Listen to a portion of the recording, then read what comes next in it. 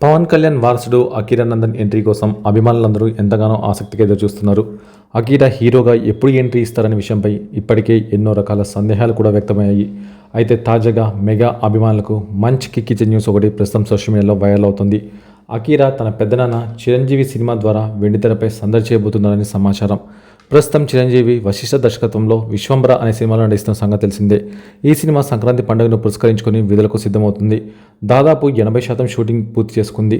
మరికొంత భాగమే పనులు మిగిలి ఉన్నాయని తెలుస్తోంది. అయితే ఈ సినిమాలో ఎంతోమంది ఇతర భాష సెలబ్రిటీలు కూడా భాగమయ్యారు. ఈ సినిమా పాన్ ఇండియా స్థాయిలో విడుదల కాబోతుంది.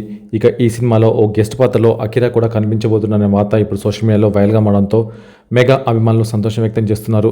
అకిరా పాత్ర నిడివి తక్కువ అయినప్పటికీ చాలా పవర్ఫుల్గా ఉండబోతుందని సమాచారం. అతి త్వరలోనే అకిరా ఈ సినిమా షూటింగ్లో కూడా పాల్గొనబోతారని టాక్. అయితే ఈ వార్తలో ఎంతవరకు నిజం ఉందో తెలియదు కానీ అభిమానులు మాత్రం ఇది నిజమైతే బాగుండు అని అనుకుంటున్నారు.